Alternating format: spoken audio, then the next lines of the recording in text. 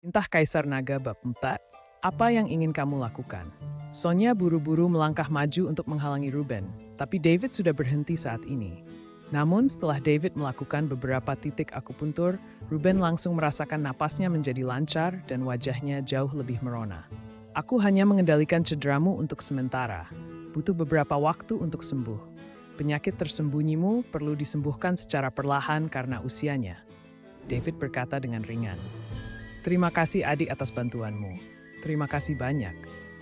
Ruben melangkah maju dan meraih tangan David dengan penuh semangat, terus-menerus berterima kasih padanya. Sonya sangat terkejut melihat wajah ayahnya yang jelas-jelas merona dan kondisi tubuhnya jauh lebih baik. Saya menembak untuk menyelamatkan Anda karena saya tahu Anda sering berbuat baik, dan Anda telah menyumbang lebih dari selusin sekolah dasar. Aku melakukan semuanya karena alasan itu. Alasan David menyelamatkan Ruben adalah karena dia tahu Ruben adalah orang baik.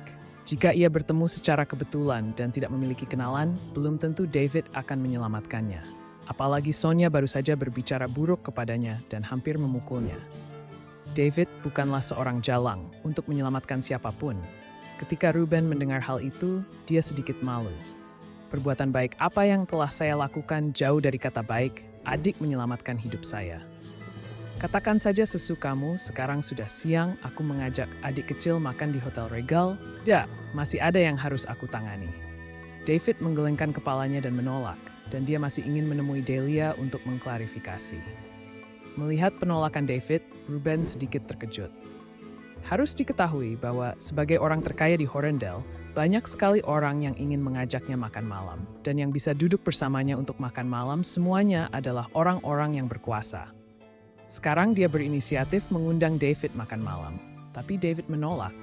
Dan ini agak tidak terduga. Adikku, katakanlah kita harus duduk dan makan bersama untuk mengungkapkan rasa terima kasihku. Ruben memegang erat lengan David. David melihat Ruben sangat ingin mengajaknya makan malam, hanya ingin mengetahui tindak lanjut pengobatan penyakitnya. Namun melihat Ruben tulus, David mengangguk dan berkata, "Baiklah, saya akan urus masalah ini dulu.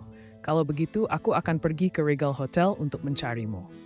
Melihat David mengatakan ini, Ruben melepaskan tangannya. "Baiklah, sudah sepakat, telepon saja saya." David mengangguk dan pergi dengan tidak sabar, bergegas menuju keluarga geng. "Di mana Delia? Saya ingin melihatnya." Di depan sebuah villa yang agak tua, David berkata kepada wanita parubaya di depannya.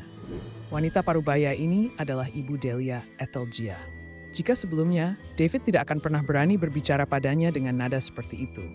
Namun kini setelah mendengarkan ucapan ibunya, David sangat marah dan tidak langsung bertindak. Meskipun itu bagus, Ethel mengenakan cheongsam, sombong, menyilangkan tangan di dada, dan memandang David dengan jijik. "Cepat menyingkir, putriku akan menikah hari ini, sayang sekali kamu di sini sebagai tawanan kerja." Menikah, David mengerutkan kening, sepertinya apa yang dikatakan kepala botak itu benar. Di mana Delia? Siapa yang dia nikahi? Biarkan dia keluar menemui saya dan menjelaskannya. David bergegas menuju villa dengan wajah dingin. "Hei, kamu gila. Bagaimana kamu bisa masuk ke pekarangan orang lain dengan santai?" Ethel menarik David dengan putus asa. Tapi di mana dia bisa bersaing dengan kekuatan David, seluruh orang diseret ke halaman oleh David. David hendak bergegas masuk dengan mata terbuka. Saat ini seorang gadis dengan gaun pengantin keluar dengan wajah muram.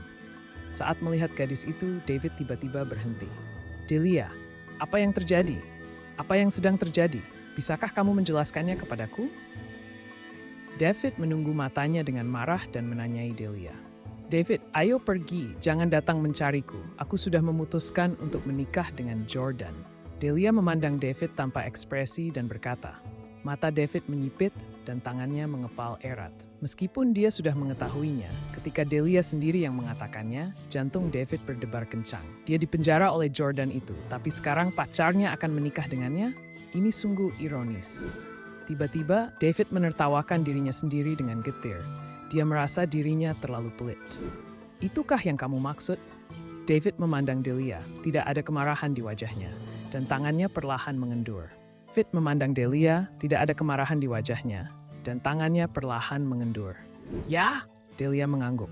"Saya ingin memiliki kehidupan yang kaya, tetapi Anda tidak bisa memberikannya kepada saya semua. Dan Anda masih menjadi tawanan reformasi perburuhan. Bahkan jika kamu keluar, aku khawatir akan sulit bagimu untuk menghidupi dirimu sendiri. Dengan apa kamu akan mendukungku?